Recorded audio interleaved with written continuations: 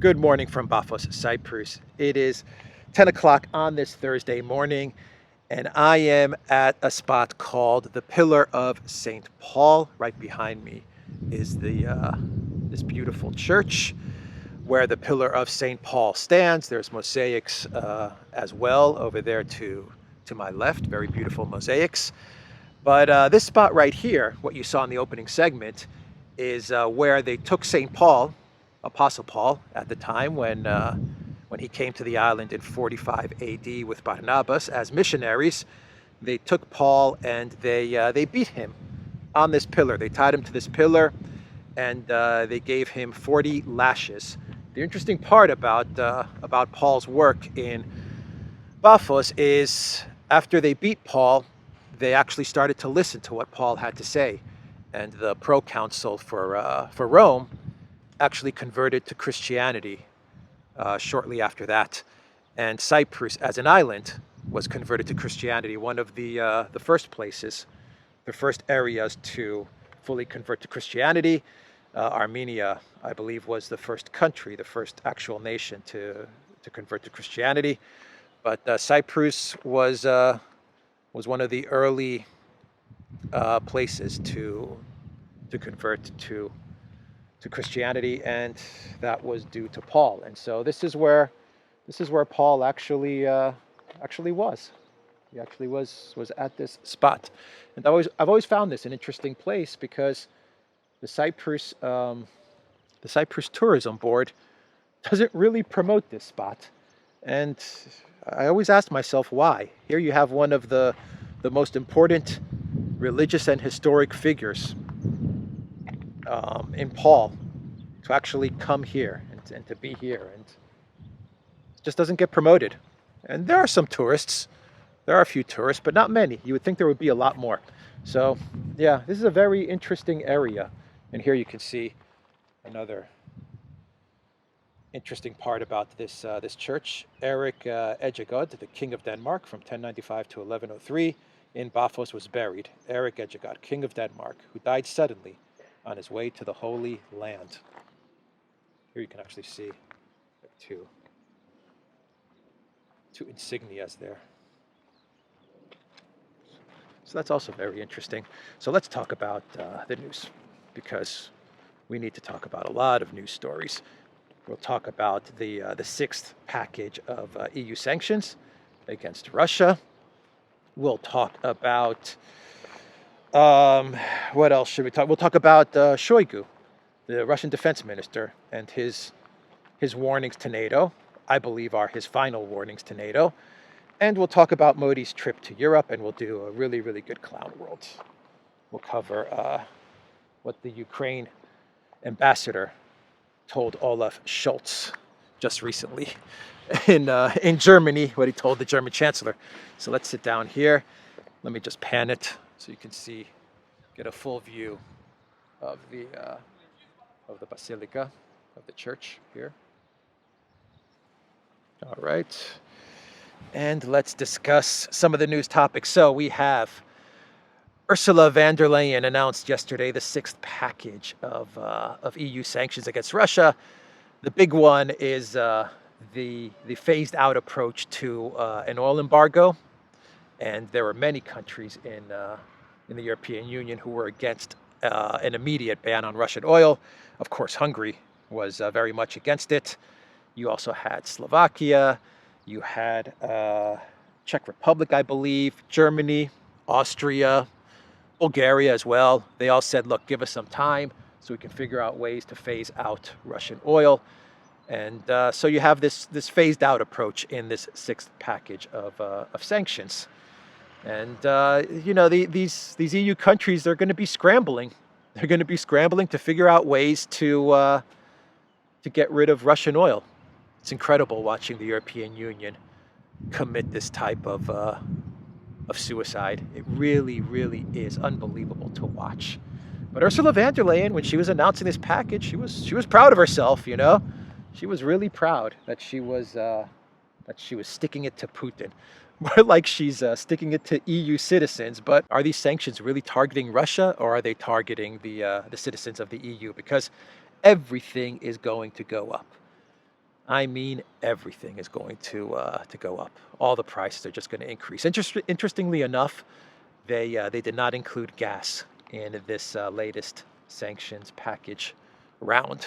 I've lost track. This is the sixth package, but going back from when these sanctions against Russia started with Crimea and then Syria, I mean, they've probably put like 50 sanction packages on Russia. It's crazy. It's crazy what the EU is doing to itself. They also announced in this sanctions package that they're going to remove Sberbank from SWIFT. No big deal there. I think the Russians were expecting that. I don't think this is a huge deal. They also announced that they're going to be placing sanctions on the Patriarch of the Russian Orthodox Church, Kirill. So they're going to sanction the Russian Patriarch. The globalist high priestess, Ursula von der Leyen, will be sanctioning the head of the largest and most powerful Orthodox church in the world, Kirill. And let me find the quote here that high globalist priestess Ursula von der Leyen said when she was announcing her triumphant sanctioning of the Russian Patriarch. She said that she is singling out Patriarch Kirill, calling him a longtime ally of President Vladimir Putin, who has become one of the most prominent supporters of the war. This is going to piss off so many. It's going to upset so many people of the Orthodox faith. It's going to harden the Russian people's stance against the EU. They are not going to take to this kindly at all. I mean, if you want to really piss off the Russian people, well, now you've done it. Now you've done it by sanctioning their patriarch, Kirill. This was a big, massive overstep. But Ursula von der Leyen is a high priestess of globalism. And I don't say that, I'm not being hyperbolic. I mean, for her, globalism, this ideology, this World Economic Forum, Klaus Schwab, globalist ideology for her is a religion. Neoliberalism is a religion for her. I mean, she really believes in this neoliberal cause. And she'll destroy Europe, she'll destroy Germany, she'll destroy the citizens of EU in order to promote her faith, which is neoliberalism and globalism. So this is a clash of faiths. You're seeing the globalist neoliberalist faith and religion going up against orthodoxy and the Orthodox faith. And I know which side is going to win easily. I know which side is easily going to win. That is going to be orthodoxy, is going to demolish globalism. You better believe it. So the other thing that they're doing, by the way, which is interesting, but it shows their desperation. It shows the EU's desperation. In this sanctions package, they're looking to sanction the insurance companies of Russian oil. The insurance companies that are insuring the ships that transport the oil, the EU is looking to sanction them as well. And why are they doing this? Well, they're looking to box Russia in. They're looking to close off any alternative markets for Russian oil. In other words, as Russia wants to sell its oil to India, for example, and ship that oil to India, well, the EU is saying that's fine, but any companies that decide to provide insurance for those ships, well, they're going to be sanctioned. And so they're trying to cut off any alternative markets that Russia has for selling its oil. And you can see that they're absolutely desperate to try and strangle Russia, to try and destroy the Russian economy by cutting off any other access that Russia has to other markets outside of the collective West. And one of the ways that they've thought up is to try and go after the insurance companies. It will not work. The Russians, I'm positive, have considered this. They've taken additional steps to deal with these types of sanctions against insurance companies. And you better believe it that the Russians will sell their oil to India and to China and to other markets, even with this latest sanctions attempt on insurance companies. So it's desperate.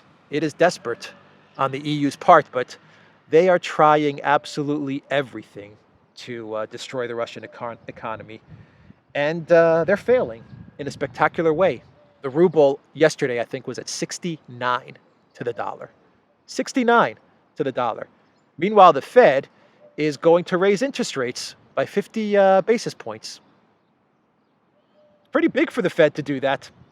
And I thought all of the inflation was just transitory. Wasn't that what they were telling us 6 months ago? Don't worry about it, it's transitory.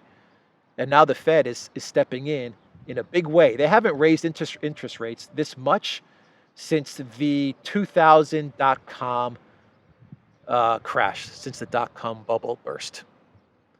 They're panicking. The Fed is starting to panic. No doubt about it. And they're not going to be able to raise those interest rates much higher anymore. I mean, I think they're hitting the upper limits of how high they can raise interest rates. So the EU and the US, they're running out of weapons. They're running out of weapons. They're going after the insurance companies now. They don't have much else to throw at Russia with regards to this sanctions war, this economic war of attrition, and the Russians know it. The Russians know it. They also, the Russians, for their part, they banned the entry of 63 Japanese officials, including the Japanese prime minister. So he's been sanctioned and banned by Russia. And the Russians said that Japan has taken a very bellicose stance towards Russia. And so the prime minister of Japan, the defense minister, and 63 other officials have officially been banned indefinitely from Russia. What else do I want to talk about? Let's talk about NATO. Let's discuss NATO and Sergei Shoigu's warning to NATO countries. So the Russian defense minister gave a briefing yesterday, and he warned NATO, and I think he's warning them for the final and last time: stop shipping your weapons into Ukraine. Shoigu said this at the briefing. He said, "The United States and its NATO allies continue to pump weapons into Ukraine.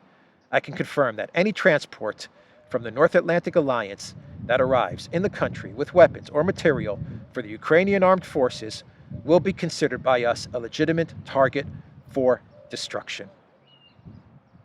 This is the last and final warning from Russia to NATO. And from now on, anything that moves over from Poland into Ukraine, I think, is going to just get obliterated by Russian missiles. And they're going to take out more railway links. They're going to take out more bridges. They're going to take out more rail substations, electrical grids, all kinds of things. The Russians are going to, I think they're going to start to really ramp up their attacks on Western infrastructure, on Western Ukraine infrastructure. And as the Russians take out the transportation infrastructure in the west of Ukraine, that means that all the weapons that are going to have to funnel through to Ukraine are going to be transported on big, massive trucks.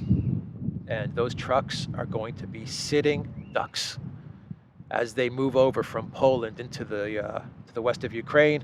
The Russians are just going to pick off those trucks. It's going to be pretty devastating, I think. Those weapons are not going to make it to the east, that's for sure. Maybe the small stuff will make it, but any of the big stuff is not going to make it. And this is the final warning from Shoigu, the absolutely final warning. By the way, sitting next to Shoigu at this meeting was Gerasimov. You know, the Russian general who supposedly was in Ukraine, in the Donbass, overseeing the operations, and the Ukraine military injured him. They hit one of these Russian command centers and they took out Gerasimov. He was sitting right next to Shoigu. He looked fine.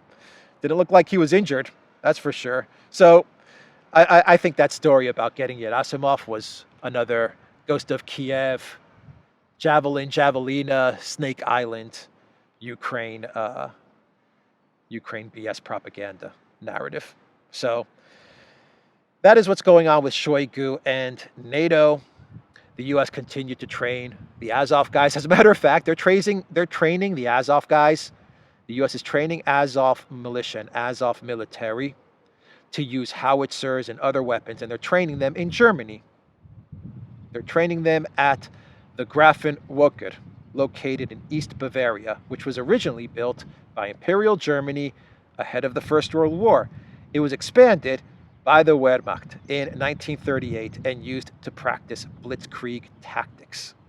The U.S. military occupied it in 1945 and has operated it ever since. So the interesting twist to all of this is that the U.S. military is training Azov NAZIs in NAZI Wehrmacht bases. History may not repeat itself, but it sure does rhyme. Boy, does it rhyme. Gosh, that should be the clown world story. So let's talk about Modi and we'll get into the clown world. So we have Modi, the Prime Minister of India. He is wrapping up, he actually did wrap up, a 3-day trip to Europe. And he was in Germany, then he went to Denmark, and he concluded his trip to Europe in France. And he met with Macron, and they came out with all kinds of statements. But the one statement that Modi would not make, no matter how much he was pressured by the Europeans to make, was to condemn Russia. Now, Modi did say that he condemned the conflict. He said that he believed that everyone should push for a peaceful diplomatic solution. He said that countries should work together to try and protect civilian lives. And Macron said the same thing, but Macron, of course, would take it a step further and would say that we have to sanction Russia and go after Russia. Modi would not take it that far, which is very, very interesting. It shows that Modi, no matter how much he's being pressured by the Europeans, will not go there. He will not condemn Russia, and he will not burn the bridges with Russia. Because according to sources in Bloomberg, they're saying that India is actually now looking to buy a lot more Russian oil, and they're trying to negotiate a better price. They're trying to get it at $70 a barrel. And so they're leveraging the fact that you have all this sanctions pressure and you have this economic war of attrition between Russia and the collective West. And India is saying, okay, because we do have to take some risk by purchasing Russian oil, we would like it at a even more discounted price, say $70 a barrel. I think that's fair. I think India is taking advantage of its position. And they're also telling Russians in a very business-like manner that, look, we do take some risk because of the sanctions now in purchasing oil from you. So cover that risk with a better price. I believe the Russians are going to negotiate with India, and eventually they'll give India a very good price on that oil. But it shows that Modi and India, they're not deterred by the Europeans. They're going to purchase Russian energy and Russian resources. They're going to purchase Russian weapons. I wouldn't be surprised if the Russians say, you know what, maybe we won't come down on the oil to 70 a barrel, but we'll throw in some really cool weapons instead. They'll bundle it in some sort of way to say, let's not go to the $70 a barrel. Let's not, throw the price down too much.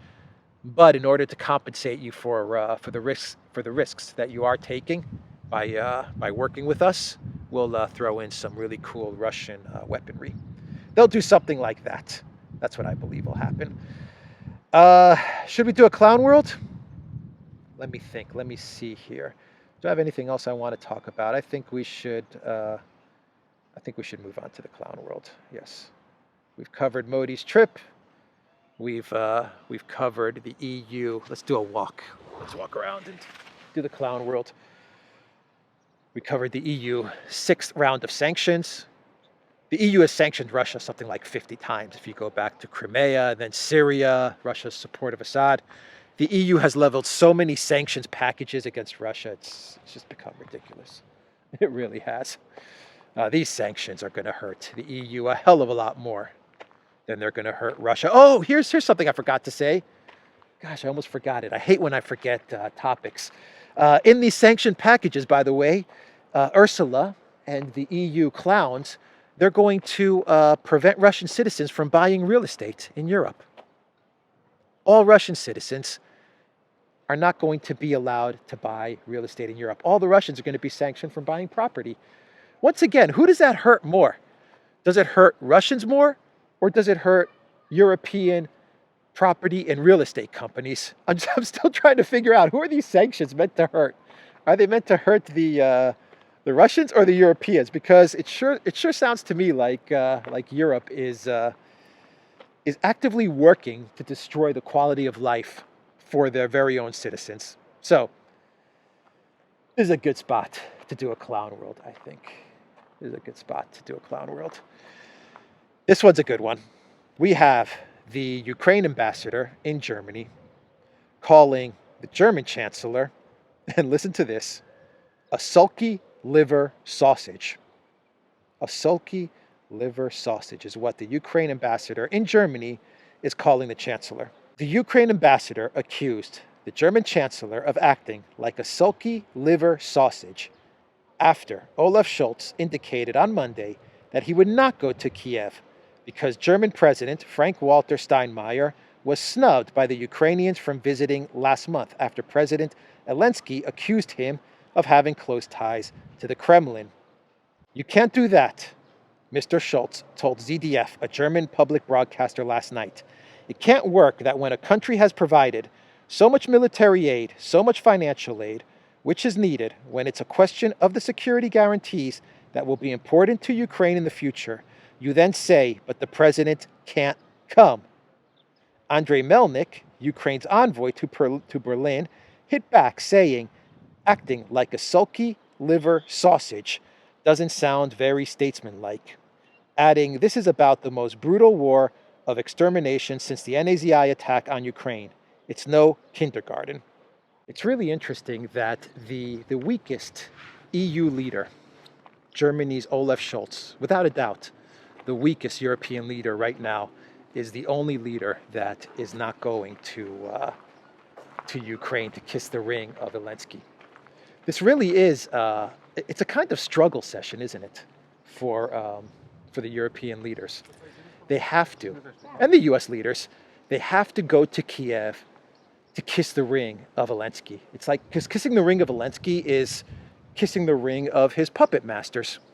So that's what this is all about. It really is a struggle session. Go to Kiev, kiss the ring of Zelensky, do it now.